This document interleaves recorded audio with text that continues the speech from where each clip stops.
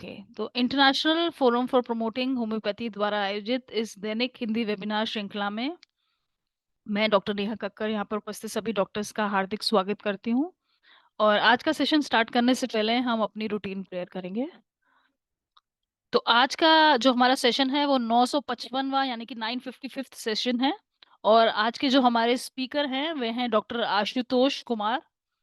Doctor Ashutosh का मैं बहुत-बहुत स्वागत करती हूँ आईएफपीएच के इस फोरम में। जैसा कि आप सब जानते हैं आईएफपीएच निरंतर दैनिक वेबिनार आयोजित करता है। हिंदी में हमारा 7:30 से 8:30 सेशन होता है। इंग्लिश में 8:30 से 9:30 इंटरनेशनल सेशन और 9:30 से 10:30 लोकल मलयालम सेशन।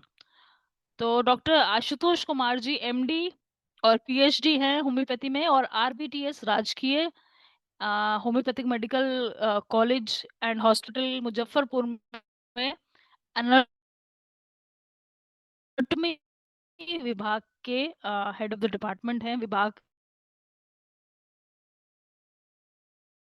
वो है एनवायरमेंटल चेंजेस और कि हमारे वातावरण में जो भी बदलाव हम देखते हैं उसका बच्चों की वेलबींग या health, mental health, physical health सभी होलिस्टिक हेल्थ पे किस तरह से असर होता है उसके ऊपर आशुतोष अपना सेशन देंगे।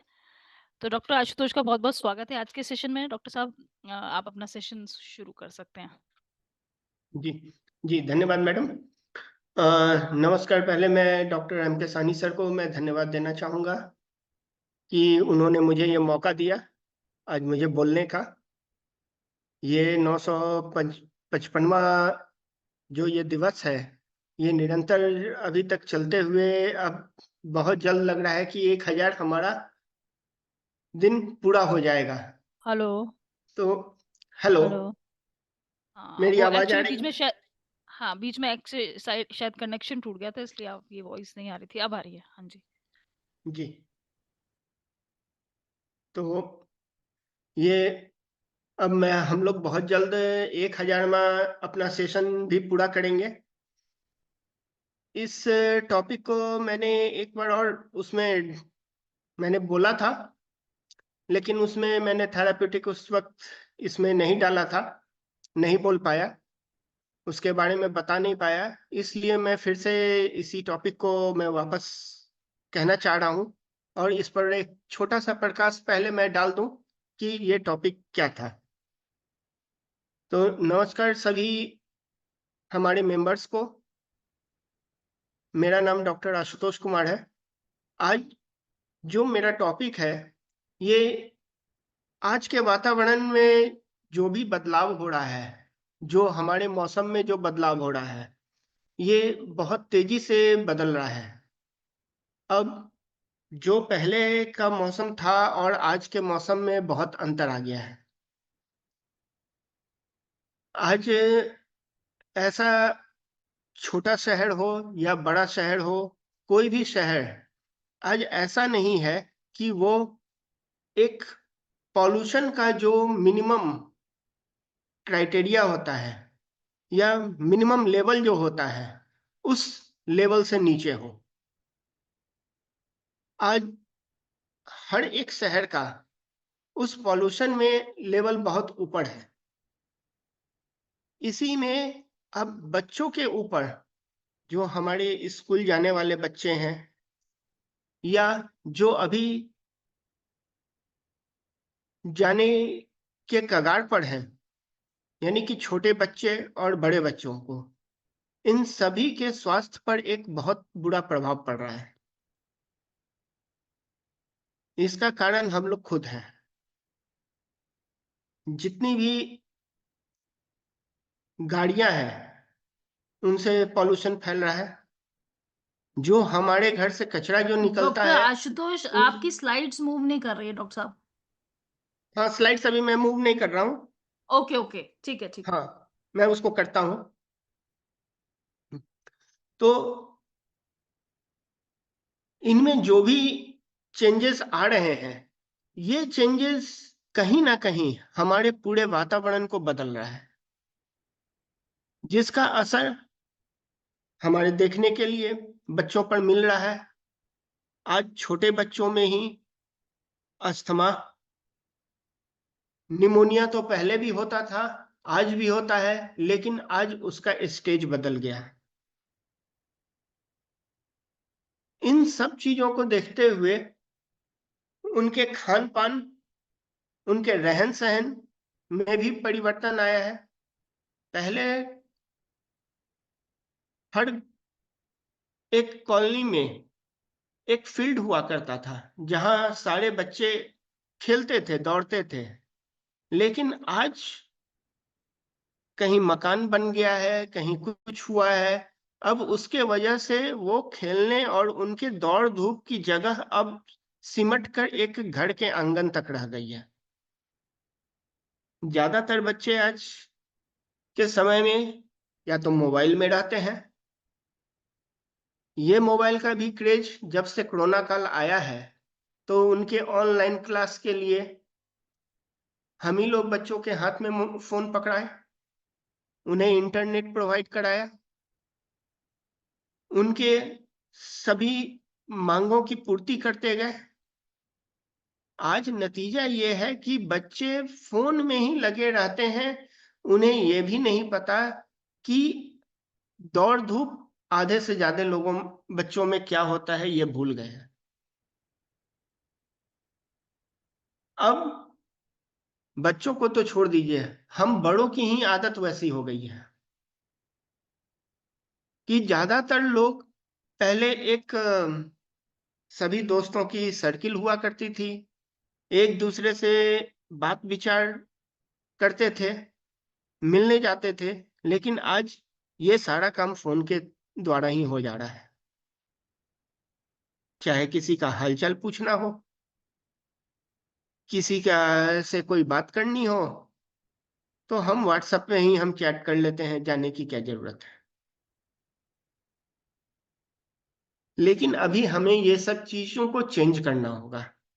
कम से कम अपने आने वाले भविष्य यानी हमारे बच्चे जो हैं, उनके हाथ से फ़ोन को दूर करना होगा। फ़ोन ज़रूरी है, ये मैं नहीं कह रहा हूँ कि बिल्कुल दूर कर दीजिए, बिना उनको मोबाइल के कर दीजिए। लेकिन उनका एक लिमिटेशन होना चाहिए कि उन्हें अगर बाहर जा रहे हैं तो उन्हें सिर्फ़ बात करने के लिए या एक बहुत लिमिट काम करने के लिए। मतलब ये नहीं कि वो दिन भर फ़ोन पर एक वीडियो देख रहे हैं या गेम खेल रहे हैं। आजकल फ़ोन पर गेम खेलना के वजह से भी कई ऐसे केसेज़ आए हैं कि जिनसे बच्चों की मेंटल स्थिति बहुत बिगड़ गई है। वो उस फ़ोन के लिए नहीं अगर दिया जाए तो उसके लिए वो अपने माता-पिता, अपने भाई-बहन, अपने गार्जियन पर भी अटैक कर रहे हैं। ऐसा कई बार आप लोगों ने समाचार पत्र में या टीवी के माध्यम से भी सुना होगा या देखा भी होगा। तो अब ये स्थिति है कि अगर हम अभी से अगर सतर्क नहीं हुए, तो ये सतर्कता आगे बहुत बुरा प्रभाव डालेगी। अब जिस हिसाब से हवा में, वातावरण में ज़हर घुल रहा है, इंडस्ट्री का धुआँ अलग है, आपके गाड़ियों का धुआँ अलग है और बहुत से हैं, ऐसे ज़हर बहुत से घुल रहे हैं वातावरण में, जिसके वजह से बच्चों का स्वास्थ्य बिगड़ रहा है। अब जो बच्चे पहले फ्लड एरिया में रहते थे, आज कई जगह वो फ्लड नहीं आ रहा है। वो बाढ़ की स्थिति अब बहुत देखने के लिए तो कई साल से बिहार में नहीं मिली है।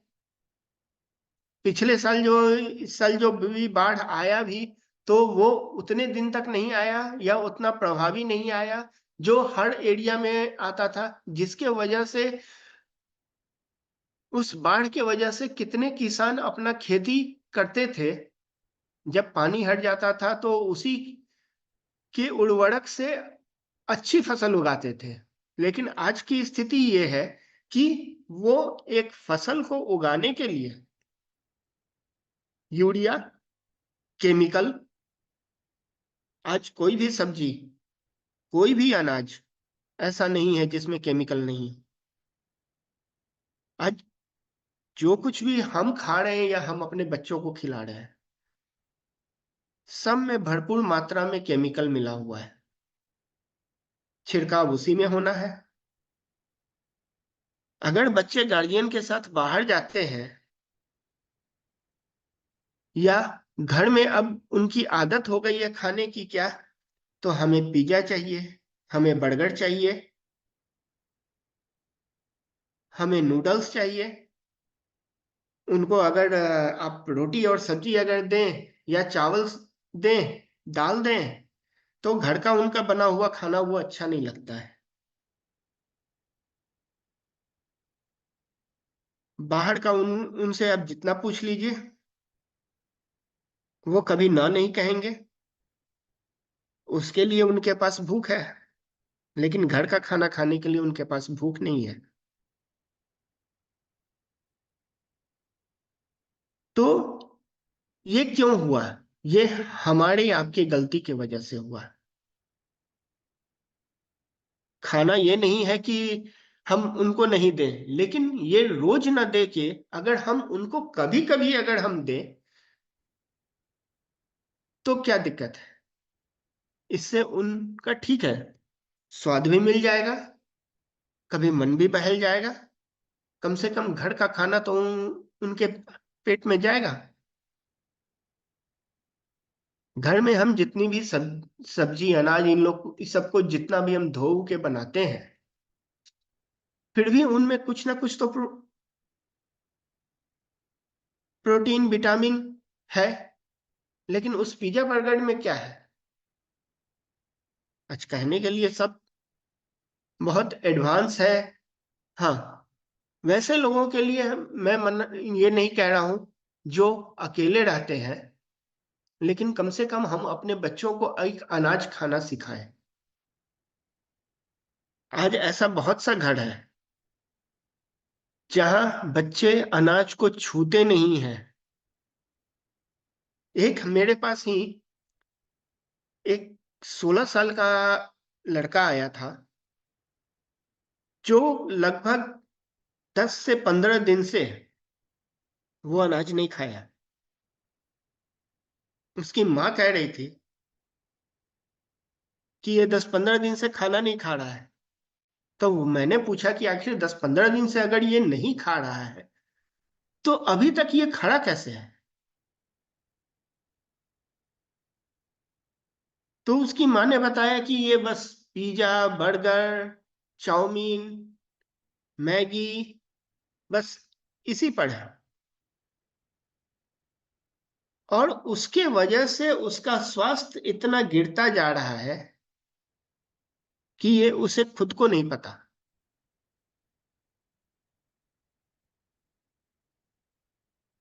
और अगर घर में उसे एक दिन भी अगर ना मिले तो वो चिड़चिड़ाने लगता है। जिसका मैंने ट्रीटमेंट किया, उसे बहुत मुश्किल से घर का अनाज खाने का आदत डलवाया। आज वो कम से कम 2 बार तो घर का अनाज खा रहा है। लेकिन बिल्कुल अब की जो स्थिति बिगड़ती जा रही है, इसके पीछे का कारण गार्जियन है। शायद उनके पास पहले जैसा वक्त नहीं है, या पहले जैसा हम बच्चों को समय नहीं दे पा रहे हैं, या अपने काम को पूरा करने के लिए ठीक है तुम फोन ले लो, हल्ला नहीं करना, तुम ये पसंद है तुम ये खा लो, और कुछ नहीं कहना। तो ये धीरे धीरे ये आदत, एक बार उसको अच्छा लगा, 2 बार अच्छा लगा, अब ये रोज का आदत है। तो इन सब चीजों को सुधारने के लिए इसमें हम ही लोगों को आगे बढ़ना होगा, गार्जियंस को आगे बढ़ना होगा, बड़ों को आगे बढ़ना होगा होगा मैं ये हमारे पास बच्चे को लेके जितने भी पेशेंट आते हैं इस तरह के केस में कि हमारा बच्चा खाना नहीं खा रहा है, इसे घर का खाना अच्छा नहीं लगता है, तो मैं सबको ये कहता हूं कि आप बाहर का चीज छोड़ के और उसे घर का आदत आप ही को डलवाना होगा। डॉक्टर ये काम हर घर में जाके ये नहीं कर सकता, हम आपको बता सकते हैं।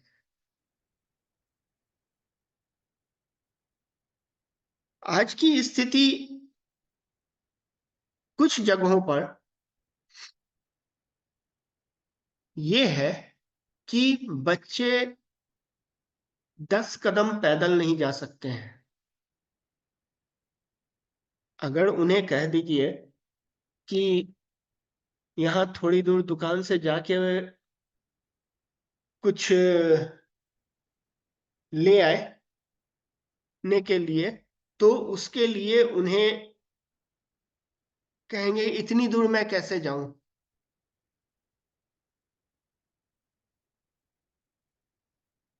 और पहले के लोग कितनी दूर चले जाते थे,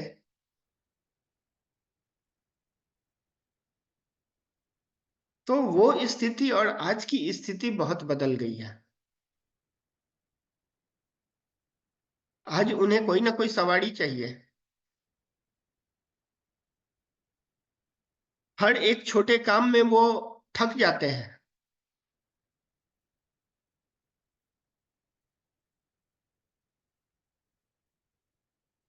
उनके सभी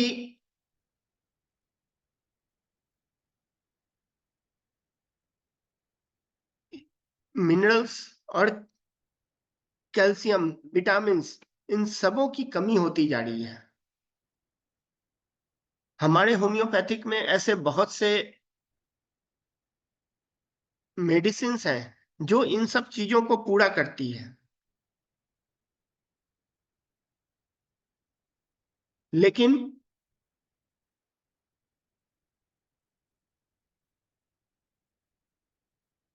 लेकिन हमारे पास पेशेंट जो भी आते हैं ये या तो इतने देर से आते हैं कि हमारे पास करने की स्थिति और स्कोप बहुत कम बचता है।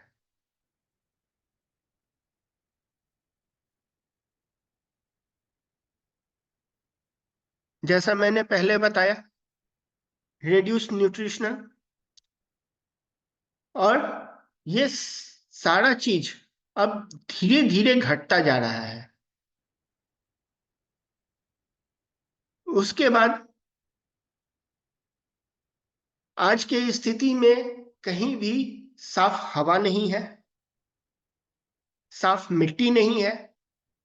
अभी टीवी पर कुछ दिन पहले आया था कि अब विदेशों में कुछ जगहों को डेवलप किया जा रहा है कि जहां बच्चे मिट्टी में खेलें, वहां की मिट्टी को साफ करके उन्हें खेलने लायक बनाया जा रहा है कि अब बच्चे मिट्टी में खेलें, उससे उनकी हड्डी, उनका स्वास्थ्य मजबूत होता है और वो स्वस्थ होते हैं, जो रिसर्च में आया है। ये स्थिति हमारे यहाँ पहले थी, गांव के सभी बच्चे उसी कीचड़ में खेलते थे, उसी मिट्टी में खेलते थे, सभी स्वस्थ रहते थे। जब एक शहर में उतना मकान नहीं था, उतनी गाड़ियां नहीं थी, बहुत सारा फील्ड था, तो बच्चे वहां दौड़ धूप के, ये सब चीज हमारे यहाँ बहुत पहले था। लेकिन अब उन विदेशों को देखते देखते हम लोग संकुचित होते गए, मकान बनते गए, वो फील्ड भी खत्म हो गया। आज की स्थिति यही है कि हमारे पास न वो फील्ड है न कुछ है कि जहां हम बच्चों को खेलने के लिए दें। दूसरी बात कि हमारे पास उतना फ्रेश मिट्टी नहीं है कि उस मिट्टी में वो बच्चे खेल सकें। क्यों नहीं है? हमने प्लास्टिक से सारे मिट्टी में को गंदा कर दिया। अब वो मिट्टी अगर उसका धूलकण जो भी फेफड़े में जाएगा वो नुकसान ही पहुंचाएगा, जो भी स्किन पर लगेगा वो कोई ना कोई बीमारी ही बनाएगा।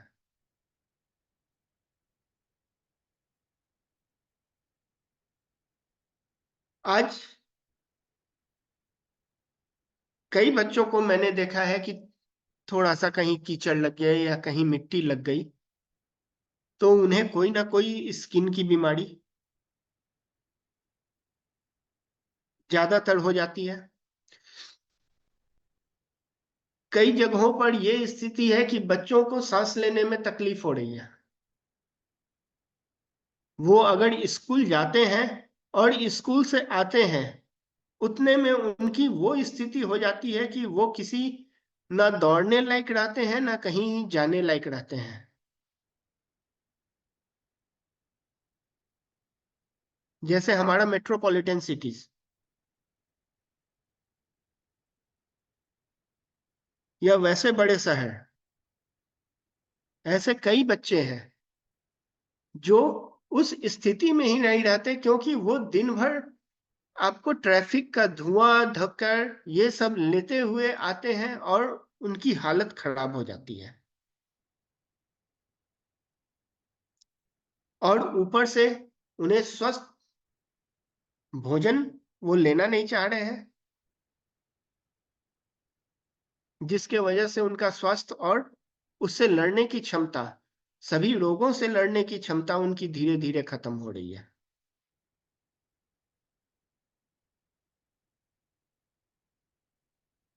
आज के बच्चों में स्लीपलेसनेस, माइंड डिस्टरबेंस।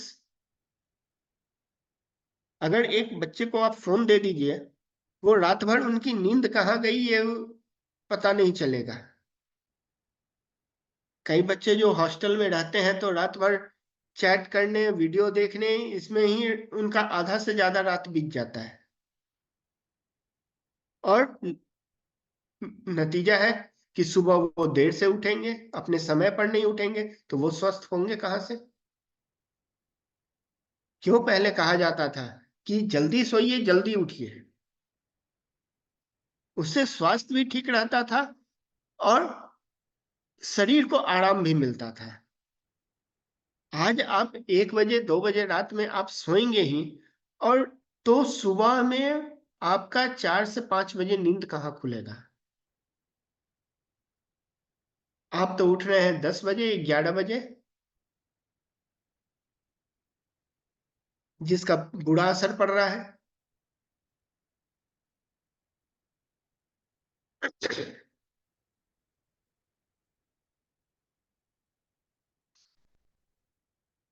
ऐसे सिर्फ लंग्स को ही मैं नहीं कहूंगा, अब जितने भी आज के समय में कई बच्चों में वर्म का केसेस, ये तो पहले भी था लेकिन पहले उन्हें उनसे लड़ने की क्षमता थी और हमारा एक घरेलू दवा से ही वो ठीक हो जाते थे। लेकिन आज उनको कई बार दवा देने के बाद भी वो पूरी तरह ठीक नहीं हो रहे हैं। आज की एलोपैथिक की स्थिति है, पावर बढ़ाते जाइए, हमारे यहाँ डोज बढ़ता जा रहा है। कई बार पेशेंट को कई गुना डोज देना पड़ता है,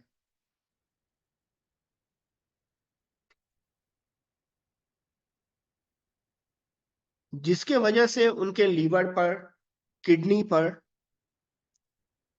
सब पर असर पड़ रहा है, उनके हड्डियों पर असर पड़ रहा है, उनके स्वास्थ्य पर असर पड़ रहा है।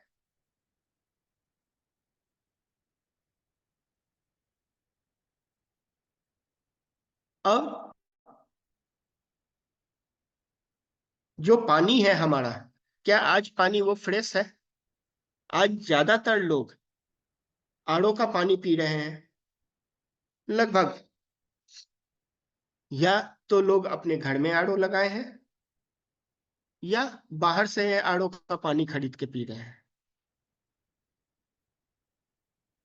तो आज ये पीने की स्थिति क्यों आई कि आज हम आरओ पर डिपेंड हो गए, जबकि पहले वही चापाकल था हमारे यहाँ, वही जमीन से पानी निकाल कर पीते थे, फिर भी स्वस्थ रहते थे। लेकिन आज वो स्थिति है कि आज हमें उस वाटर को भी साफ करके हमको उस पानी को साफ करने की जरूरत पड़ रही है, और तब हम उस पानी को ले रहे हैं, और वही पानी हम अपने बच्चों को भी दे रहे हैं। अगर उन्हें एक बार आप चापाकल का अगर पानी पिला दीजिए या कहीं और का पानी बाहर से पी लें बिना उसके, तो पता चलेगा कि उनकी बस तुरंत तबीयत खराब हो गई, या हम आप खुद भी नहीं बर्दाश्त कर पा रहे हैं। क्यों? क्योंकि आज पानी भी गंदा हो गया। आज पानी भी उस स्थिति में नहीं है कि हम उसको सीधे सीधे पी सकें। जितने भी हमारे नदी तालाब जो भी हैं, इन सभी नदी तालाबों में या तो प्लास्टिक की वजह से या हमारे कूड़ा करकट की वजह से माइक्रोप्लास्टिक्स उसमें घुल चुका है। अब इस माइक्रोप्लास्टिक के घुलने की वजह से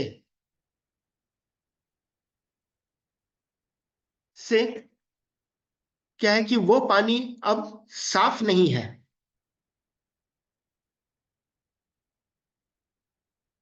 कहीं उसी पानी में लीड, कहीं मरकरी, इन सबों का क्वांटिटी कहीं ज्यादा है। कहीं आयरन बहुत ज्यादा हो रहा है, कहीं लीड बहुत ज्यादा हो रहा है, किसी पानी में मरकरी बहुत ज्यादा है।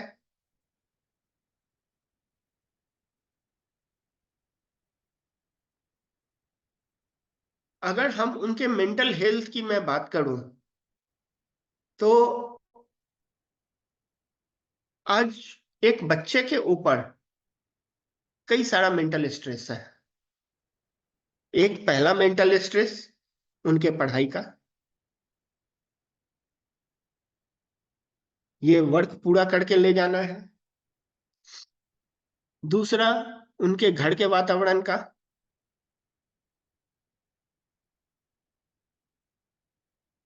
तीसरा रोज वो जिस ट्रैफिक से आते और जाते हैं, उस ट्रैफिक के आने जाने में, और ऐसे बहुत सारे हैं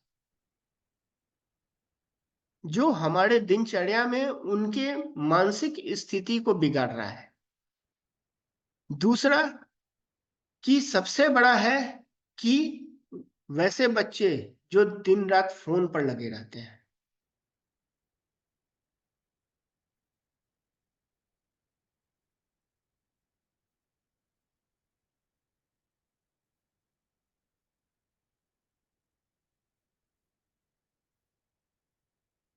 कई ऐसे परिवार हैं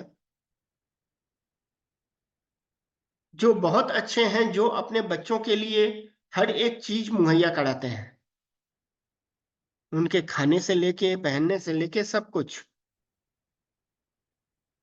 ऐसी स्थिति कई गांव कस्बों में देखी जाती है कि ऐसे भी बच्चे हैं, या शहर में ही कई बस्तियों में, जो शहर के अंदर जो बस्ती है, तो कई बच्चे ऐसे मिल जाएंगे जिन्हें खाने और पहनने के लिए नहीं है कपड़ा।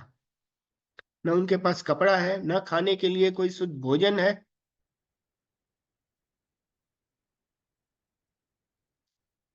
जिसके वजह से वो आए दिन किसी न किसी रोग का शिकार हो रहे हैं।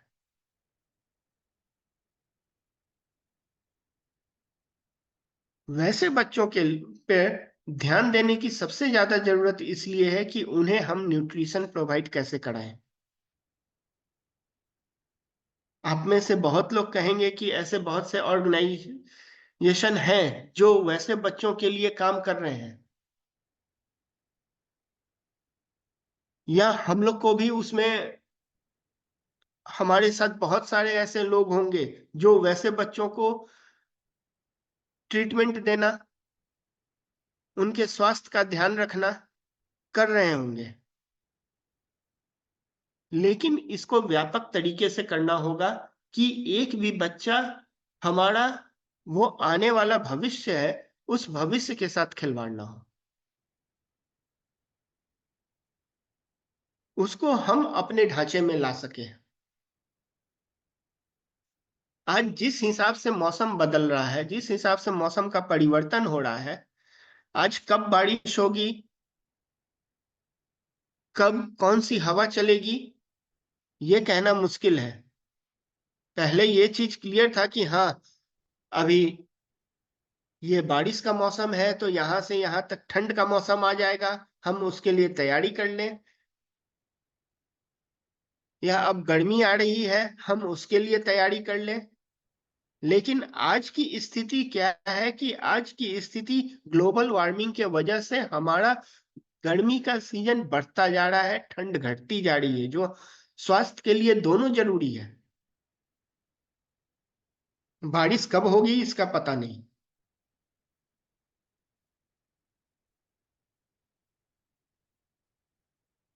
तो इस बदलते हुए मौसम में हम अपने बच्चों को स्वस्थ कैसे रखें, इस पर विचार करना होगा।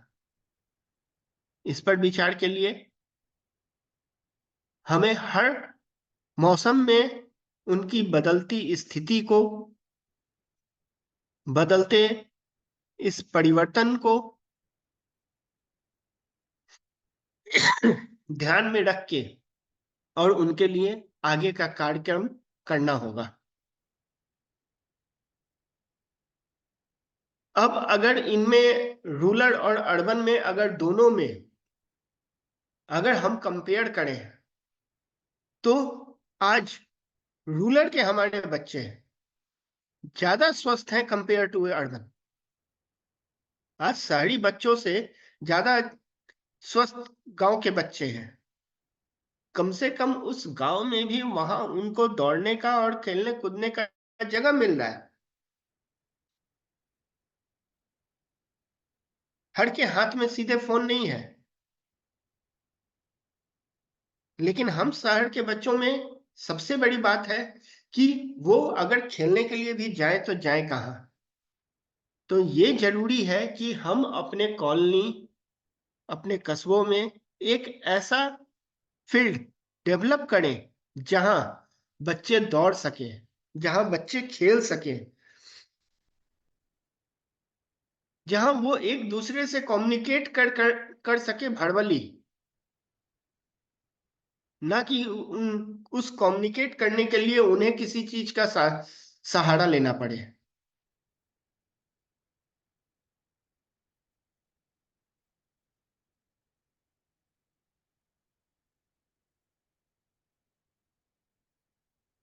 इन सब में जरूरी है कि सभी कम्युनिटी को मिला के कोई एक्शन हो, एक अवेयरनेस हो।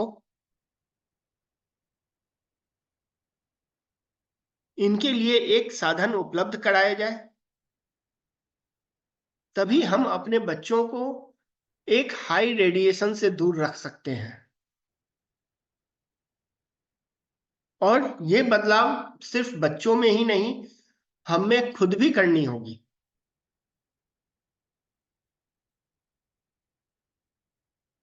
इन सब चीजों के लिए कुछ मेडिसिन हैं जिनको मैं बतलाना चाहूंगा। अब जैसे माइंड डलनेस चिल्ड्रेन, इस सिंथेसिस रेपर्टरी में इसमें सबसे टॉप में argentum nitricum, baryta carb, calcarea phos, sulphur, ये सबसे टॉप ग्रेड में दिया गया है। अब अर्जेंटियम नाइट्रिकम में जनरल में रेस्टलेसनेस, वीकनेस और a paralytic symptom. Paralytic symptoms means एक तरह से आज के कंडीशन में कह सकते हैं कि हम बच्चों को एक तरह से पैरालिटिक ही कर दिए हैं। वो फोन में या किसी में इतने खो जाते हैं कि अगर उनको पुकारते भी रहिए तो वो सुनेंगे नहीं जल्दी। कहीं अगर किसी गेस्ट के यहाँ भी गए हैं तो वो कोशिश करेंगे कि हम फोन लें, वहां फोन मिल जाए, हम वहीं चलाएंगे।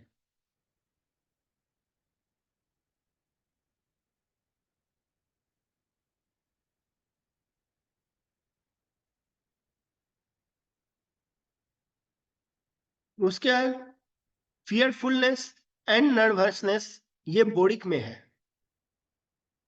इसी mind mind dullness in children, argentum nitricum में।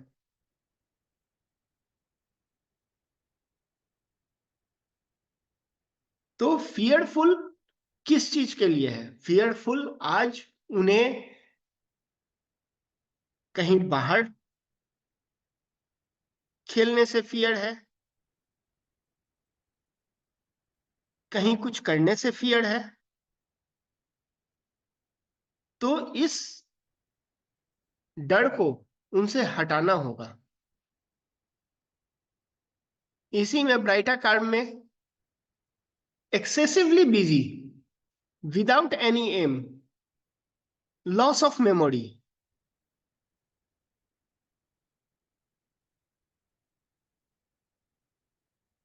बच्चे दिन रात बिजी हैं अपने ही में, जिसमें उनका कोई एम भी नहीं है। आज मेमोरी के मामले में जो पहले की मेमोरी थी और आज की मेमोरी है, अगर उस स्थिति में हम देखें तो आज की स्थिति में मेमोरी बहुत वीक है।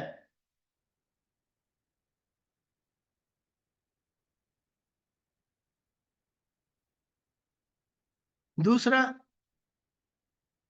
आई,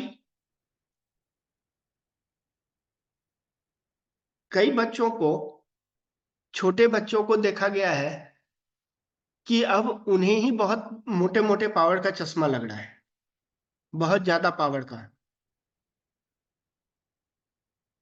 तो ये चश्मा, एक समय था कि जब चश्मा लगता था तो लोग मानते थे कि अब 50 से ऊपर उम्र हो गई, तो अब उनको जरूरी है। लेकिन आज की स्थिति यह है कि आज एक छोटे बच्चे को चश्मा लग रहा है, 6 साल के बच्चे को, 5 साल के बच्चे को चश्मा लग रहा है।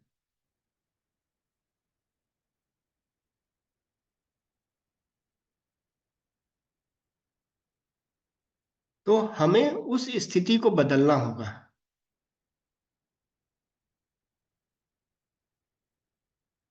एम्ब्लाइपिया चिल्ड्रन इन, जिसमें सिंथेसिस रेपर्टरी में इसमें 2 ही मेडिसिन दी हुई है, लेकिन दोनों थर्ड ग्रेड मेडिसिन है, only कैलकेडिया FOSS and lycopodium.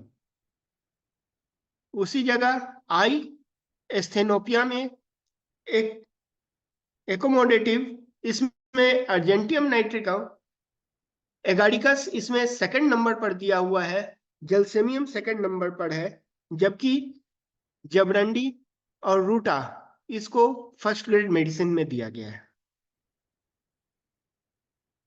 Synthesis repertory में respiration, asthmatic, bronchial in children, head, इसमें सिर्फ और सिर्फ एक सिंगल ही मेडिसिन है। जबकि केंट रेपर्टरी में रेस्पिरेशन, अस्थमेटिक चिल्ड्रन इन में इसमें लगभग 14 मेडिसिन दी गई है, जिसमें कैम्फर, नेट्रम सल्फ, पल्स, इन सबों को फर्स्ट ग्रेड में रखा गया है। हेड पेन जो सबसे कॉमन है, आज हर एक बच्चा शाम में कहेगा कि हमारा सर दर्द कर रहा है, रात में कहेगा कि हमारा सर दर्द कर रहा है।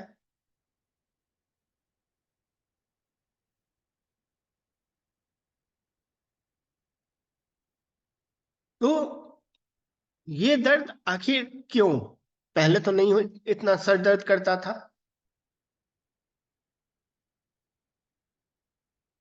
लेकिन आज बच्चों का ये कंप्लेन धीरे धीरे बढ़ता जा रहा है।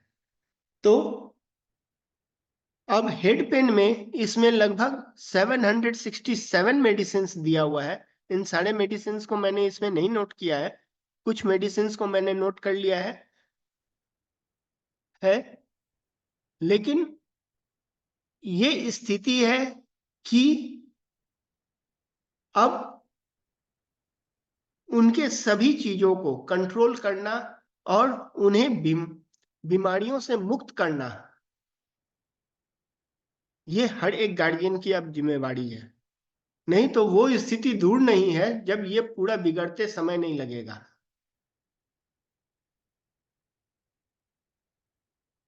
हीट अफेक्टेड मेडिसिन, पहले लोग, ओजोन लेयर हमारा इतना मजबूत था कि जिसके वजह से रेडिएशन से बहुत ज्यादा फर्क नहीं पड़ता था। लेकिन आज की स्थिति ये है कि उस धूप में जाने से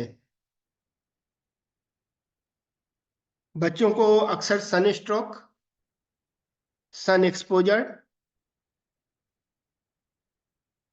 या कई बच्चों को तो ऐसी स्थिति है कि अगर वो धूप में निकल गए तो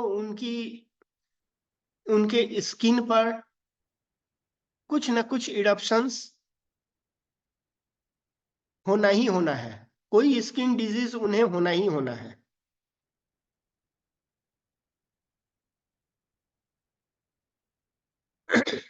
अब इसमें जैसे हेड सन जो सिंथेसिस रेपर्टरी में है, इसमें भी ग्लोनाइन 1 नंबर पर दिया गया है, और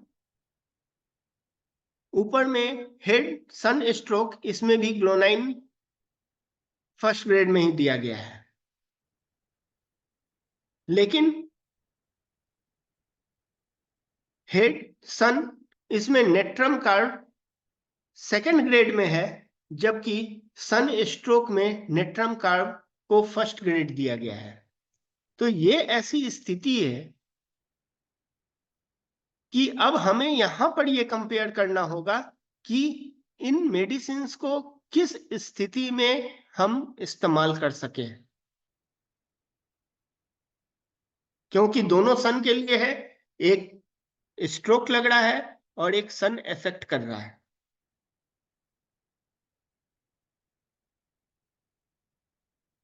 उसी में जनरलिटी में, जनरल सनबर्न में इसमें बेलाडोना पल्स, लेकिन ग्लोनाइन इसमें नहीं दिया गया है। उसी जगह जनरल लाइट फॉर्म, तो लाइट फॉर्म में अब बल्ब के लाइट से ऐसी बहुत कम स्थिति है कि बल्ब के लाइट से किसी को दिक्कत हो, लेकिन लाइट दिन की हो या किसी भी तरह की, तो इसमें ग्लोनाइन फर्स्ट ग्रेड में दिया गया है।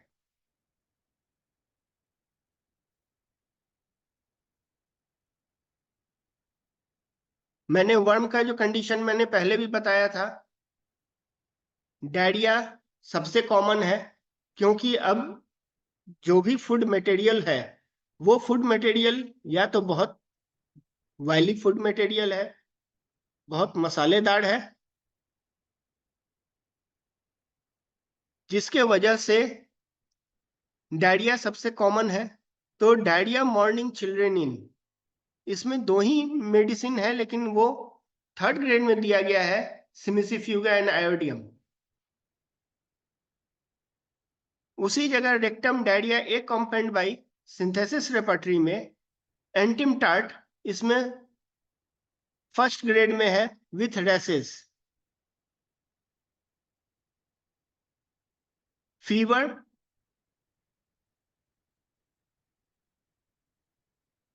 फीवर में इसमें बहुत सारी लगभग 46 मेडिसिन हैं, जिसमें से कि चाइना पल्स और आर्सेनिक को फर्स्ट ग्रेड में दिया गया है।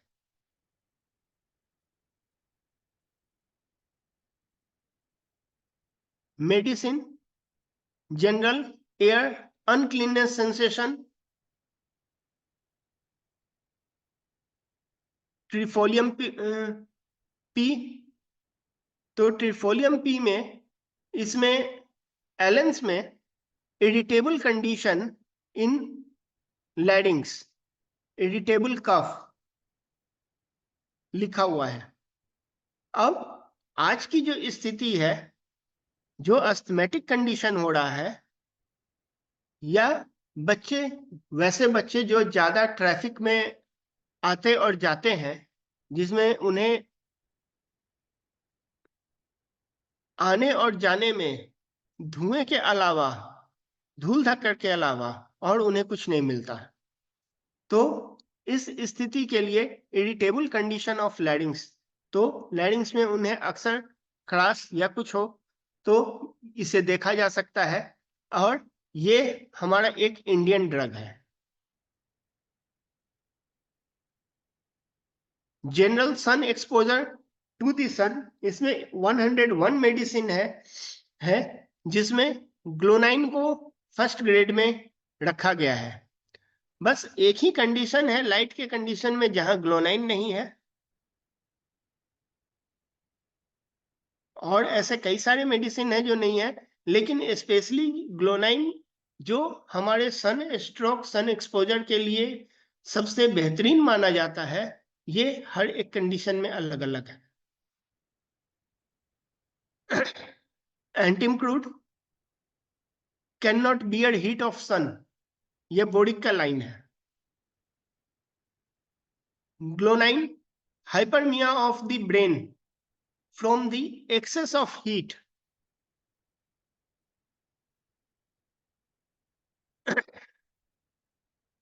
Lachesis haemorrhagic tendency after overheat. तो बच्चों में कभी कभी नाक से खून आ जाना, या कई बच्चों में ये चीज अक्सर होता है कि वो धूप में निकलते हैं तो उन्हें नाक से खून आने लगता है। तो इस कंडीशन में देख सकते हैं। बाकी मेटेरियामिड का और रेपर्टरी दोनों का सहारा लेना ही होगा। Natrum carb worse from sun working under gas light. तो आज बहुत जगह कहा जाता है कि आप छोटे बच्चों को कहीं भी काम नहीं करवा सकते हैं, कहीं भी नहीं रख सकते हैं, लेकिन अभी भी कई जगह स्थिति ऐसी है जहां छोटे बच्चे काम कर रहे हैं बड़ों के जगह पे।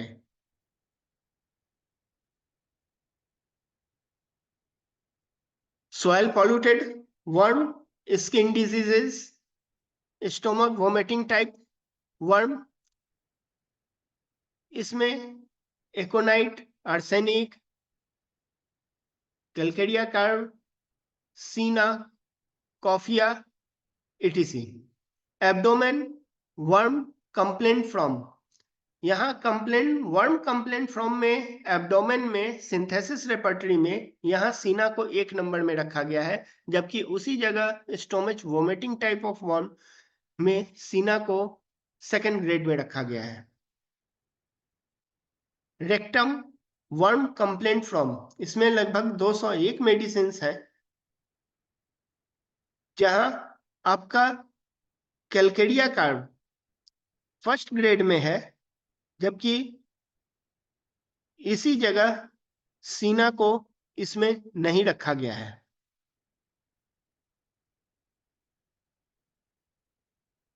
स्किन क्रैकिंग, अक्सर बच्चों का चमड़ा फट जाना, थोड़ी सी भी ठंड अगर लगी या ज्यादा धूल मिट्टी में अगर खेले तो एड़ी का फटना, स्किन का फटना, ये बहुत कॉमन हो गया है। स्किन क्रैकिंग, इसमें graphites, calcarea carb,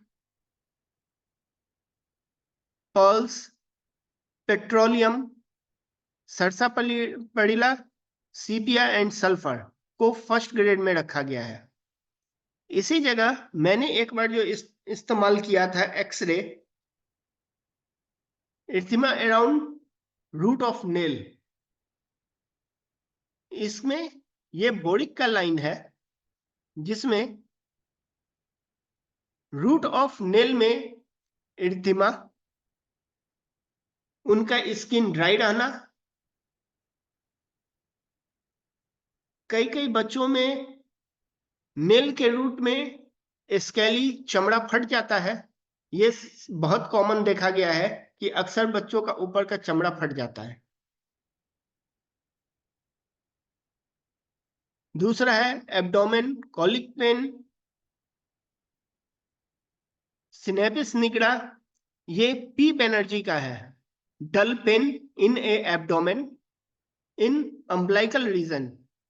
In the forenoon, sometimes twisting in the umbilical region pain to the left of the umbilicus.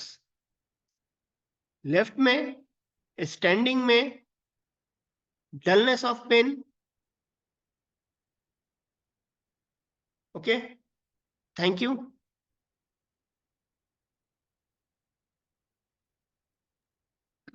इसी के साथ मैं अपना समाप्त करता हूं।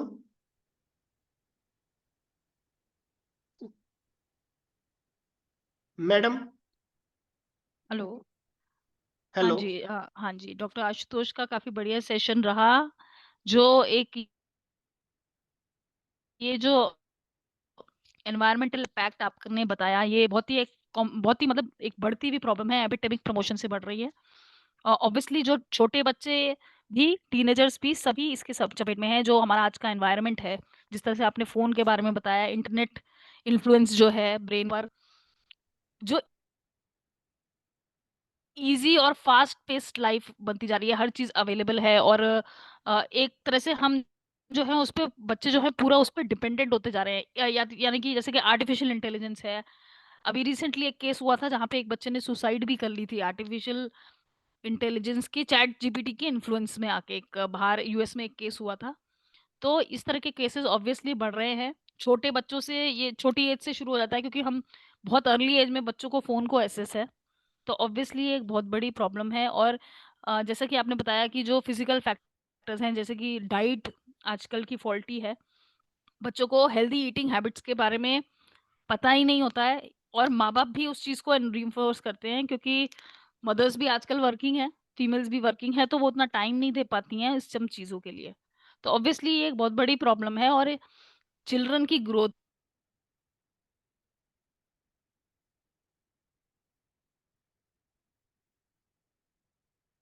और ऑब्वियसली होम्योपैथी इन सब प्रॉब्लम्स को हैंडल करने में हमारी बहुत अच्छी मदद भी कर सकती है। तो अच्छा, काफ़ी अच्छा टॉपिक पे आपने सेशन दिया डॉक्टर आशुतोष। जी।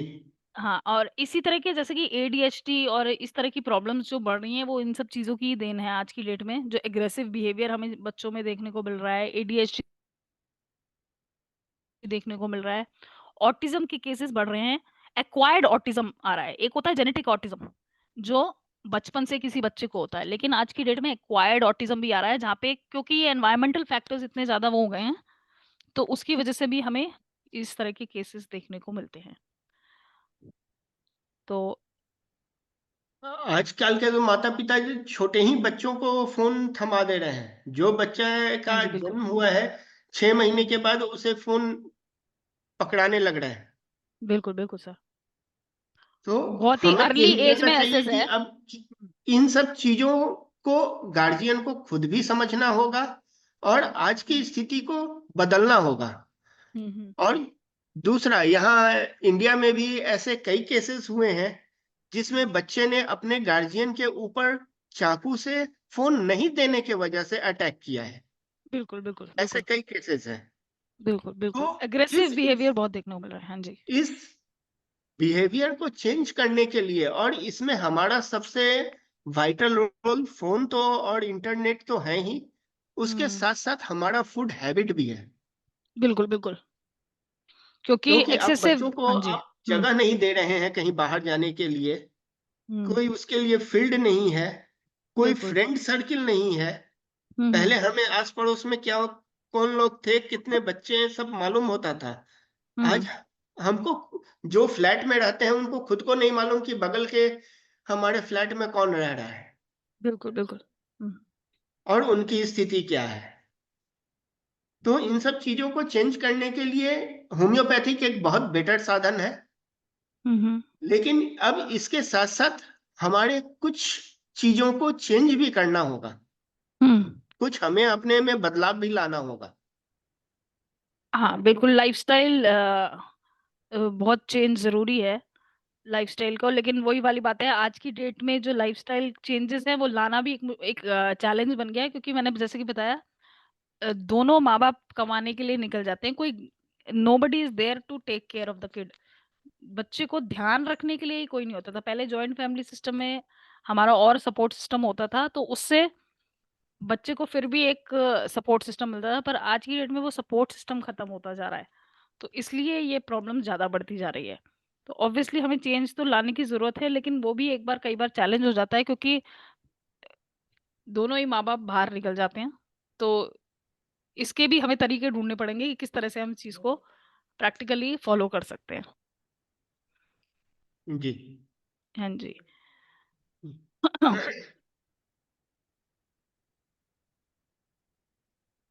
हाँ जी, राम परवेश शाह सर जी कुछ कहना चाह रहे हैं? हम्म।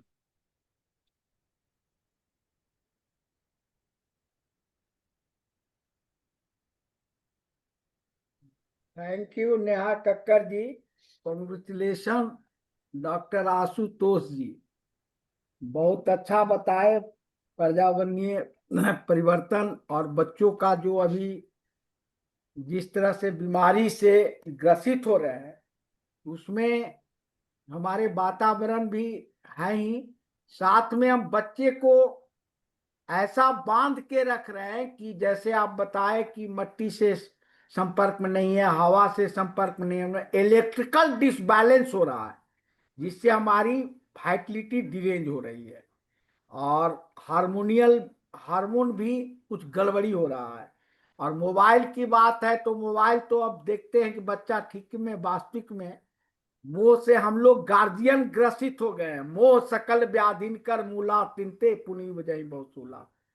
अब नहीं दीजिएगा वो खाना नहीं खाएगा, दूध नहीं पिएगा, कहेगा मोबाइल दीजिए तब जो हम खाना खाएंगे। तो है तो बहुत अच्छा आपका जो है, बहुत बढ़िया बढ़िया प्रेजेंटेशन है। बहुत बहुत धन्यवाद। ठीक। जी धन्यवाद सर। तो ये एक पहचान रहे हैं हमको? हम जी सर। हम डॉक्टर आरपी शाह है, जीडी में तो पेटकल लेने कई बार जीडी से गए हैं वहाँ, मुझे जी ना। सर। जी सर। हाँ, मेरी बेटी प्रियंका भारती वहाँ से एमडी की है। जी सर। हाँ ठीक है। ओके, ठीक तो ओके। डॉक्टर ठीक है, प्रणाम सर। स्वप्निल भी थे यहाँ पे, लेकिन अभी शायद वो दिखाई नहीं दे रहे हैं, तो उनका भी हम इनपुट लेते हैं। तो अभी आज का सेशन भी काफी अच्छा रहा, और आशा करती हूँ डॉक्टर आशुतोष आगे भी इसी तरह के अलग अलग टॉपिक्स पे हमारे साथ सेशन लेंगे, बिहेवियर पैटर्न्स और एडीएचडी और उसके ऊपर। तो उससे हमें एक प्रैक्टिकल इंसाइट भी इन केसेस में देखने को मिल सकती है।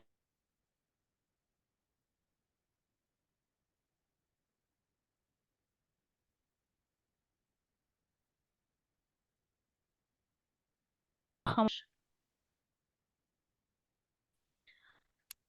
और अब इंग्लिश सेशन के लिए मैं हैंड ओवर करती हूँ डॉक्टर धनेश को। धन्यवाद। धन्यवाद मैडम।